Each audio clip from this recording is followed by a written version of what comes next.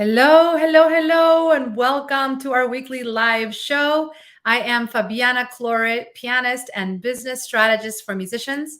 I'm the founder and CEO of the Musicians Profit Umbrella, a global business mentorship program that helps musicians transition from being overworked, undercharging, and burned out creative entrepreneurs into becoming visionary leaders, CEOs of their businesses, legendary team players, and allow their clients and family members to pursue their best life through their leadership.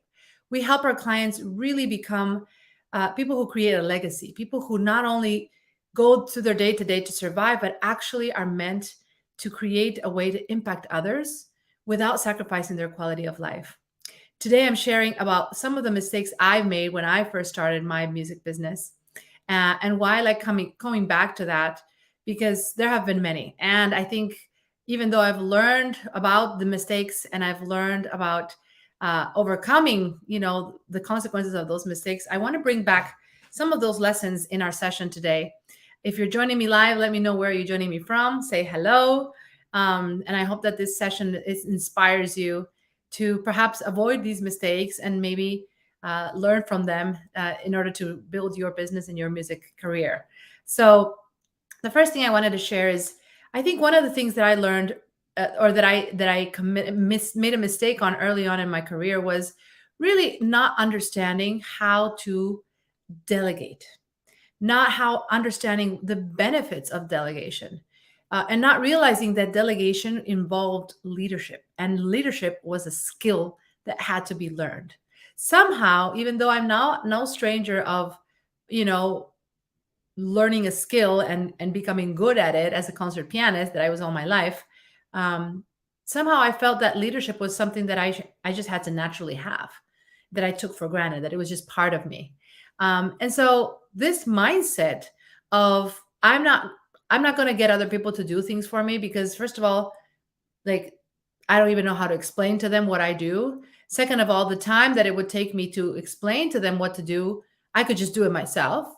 I told myself all these stories and reasons why not to delegate, why not to do things through others. And then instead, I took so much on myself. So this really, I remember the first time I had two assistants who came to my music academy.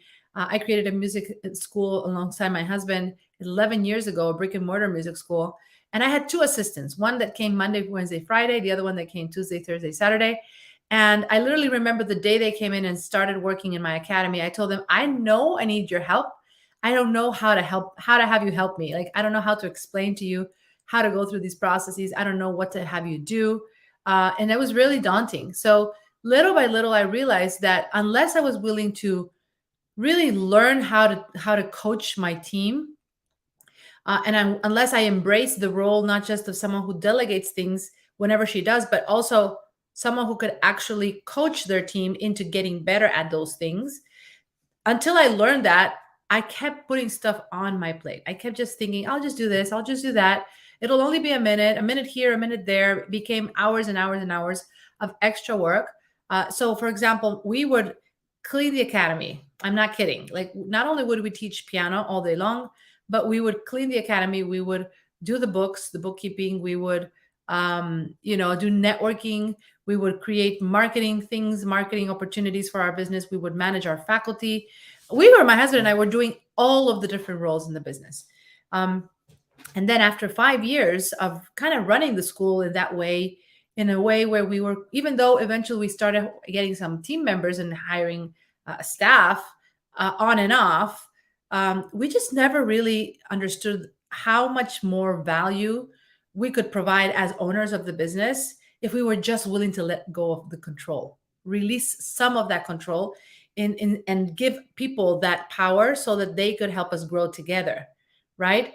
And then after 5 years of kind of running the school like this, actually after 3 years first, our first wake-up call was when we became parents, when we had our firstborn son. Obviously, at that point, we were so busy, we couldn't really manage all of the things the way we did. And so we really had to take a step back and look at how to become more efficient. I hired another teacher to take over my time, teaching piano. I took a maternity leave, although it was not really a maternity leave, because all I did was I stopped teaching piano, but I kept running the business.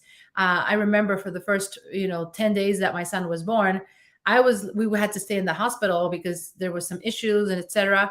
And I was literally working on my laptop from the hospital. I was still like very much, invested in the holding the fort, managing everything. But after a few months of kind of being in this way, where even though I wasn't teaching, I kept doing a lot of the administrative stuff. It started to dawn on me like, wow, like I'm already not teaching. How could I become even more efficient and not having to be so involved in the administration? So little by little, we started hiring more team members and assistant.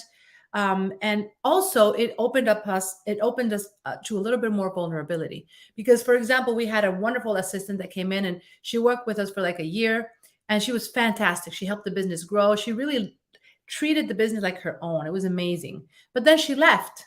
And then we had to go through like so many other assistants. Like I think during the course of 8 months, we went through like 6 or 7 different assistants, never quite finding someone who could fit into her shoes, our previous assistant's shoes. And so in many ways, that was almost like it scarred us to say, you see, we just have to go back and do it all again and do it all ourselves and kind of take over the reins. And so that's something that I've seen happen a lot to entrepreneurs, is like you think about delegating, you try, and if something doesn't work the way you want it to, you immediately go back to like, I'll just take over again and I'll just do all of the things. And that's what I did. And it really didn't serve us, because a few years into that, within 5 years of starting my business, my first business, I accepted a position to come work at the University of North Texas and build our music business program. And then we really had to delegate. We really had to delegate so that the school could continue working without us. And then in the process of making the new adjustments and changing the systems and kind of letting our teachers know what the new school operations would look like, many of them were like, why haven't we been doing it this way all this time? It seems so much more efficient. Why were we always kind of doing all these other steps? And it never really occurred to us until we were faced with a necessity, right? So I wonder if we would have like stopped and, put ourselves a hypothetical pressure of having to be more efficient as we did after 5 years, when we had to move and leave our school and allow it to continue working without us. And by the way, now, like 11 years into this, we've been running our schools for 6 years remotely. It's now not only running without us there, but it's actually more profitable than when we were both there working full time. So go figure, right? But if we would have known that since the beginning of starting the business, we would have done things so much better. We would have been much more meticulous in documenting our procedures, documenting our systems, and looking for ways to outsource the responsibilities that we are handling from the administration, from the management, from all of the different things that we were doing, in addition to teaching piano, right? So I guess the lesson I wanted to convey to you in this training is, where are you right now, like holding on because you're just reluctant to release control in your business? Where are you obsessing right now around perfectionism, perhaps wanting for things to be done just the right way, the only way that you could do it? Where are you right now in your life and in your business, like trying to be a part of this mindset of like, no one can do this better than me?